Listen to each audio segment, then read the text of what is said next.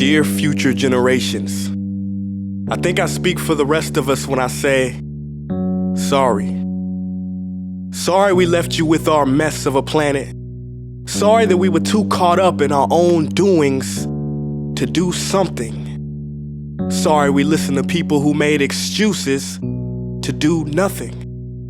I hope you forgive us. We just didn't realize how special the earth was. Like a marriage gone wrong, we didn't know what we had until it was gone. For example, I'm guessing you probably know it as the Amazon desert, right? Well, believe it or not, it was once called the Amazon rainforest, and there were billions of trees there, all of them gorgeous. And oh, you don't know much about trees, do you? Well, let me tell you, trees are amazing. I mean, we literally breathe the air they are creating. They clean up our pollution, our carbon. They store and purify water, give us medicine that cures our diseases, food that feeds us, which is why I'm so sorry to tell you that we burn them down. Cut them down with brutal machines, horrific, at a rate of 40 football fields every minute. That's 50% of all the trees in the world gone in the last 100 years. Why? For this. And that wouldn't make me so sad if it weren't so many pictures of leaves on it.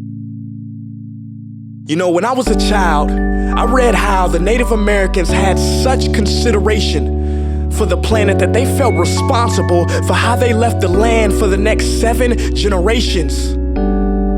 Which brings me great sorrow, because most of us today don't even care about tomorrow. So I'm sorry. I'm sorry that we put profit above people, greed above need, the rule of gold above the golden rule. I'm sorry we use nature as a credit card with no spending limit, overdrafting animals to extinction, stealing your chance to ever see their uniqueness or become friends with them. Sorry we poison the ocean so much that you can't even swim in them. But most of all, I'm sorry about our mindset, 'cause we had the nerve to call this destruction progress. Hey Fox News, if you don't think climate change is a threat, I dare you to interview the thousands of homeless people in Bangladesh. See, while you were in your penthouse nestled, their homes were literally washed away beneath their feet due to rising sea levels. And Sarah Palin, you said that you love the smell of fossil fuels. Well, I urge you to talk to the kids of Beijing who are forced to wear pollution masks just to go to school. See, you can ignore this, but the thing about truth is, it can be denied, not avoided. So I'm sorry, future generations. I'm sorry that our footprint became a sinkhole and not a garden. I'm sorry that we paid so much attention to ISIS and very little to how fast the ice is melting in the Arctic. I'm sorry we doomed you, and I'm sorry we couldn't find another planet in time to move to. You know what? Cut the beat. I'm not sorry. This future, I do not accept it, because an error does not become a mistake until you refuse to correct it. We can redirect this. How? Let me suggest that if a farmer sees a tree that is unhealthy, they don't look at the branches to diagnose it, they look at the root.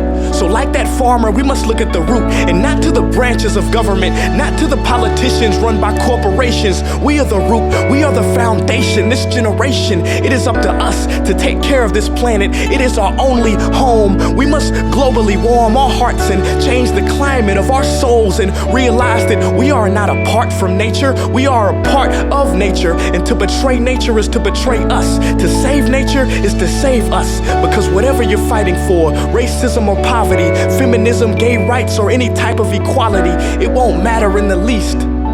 Because if we don't all work together to save the environment, we will be equally extinct. Sorry.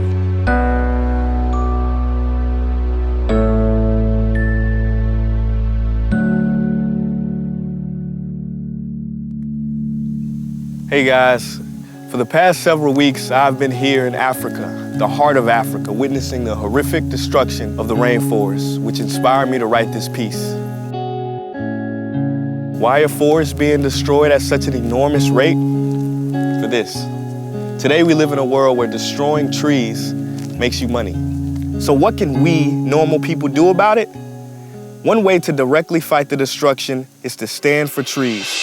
By standing for trees, not only can you save the lives of trees, help forest communities, and protect the rights of animals to live in their homes, but you will also balance the amount of pollution that you yourself give off with your everyday activities, making you a part of the solution and not the problem. This is the option that I chose. But whatever way that you choose to stand for trees, do it.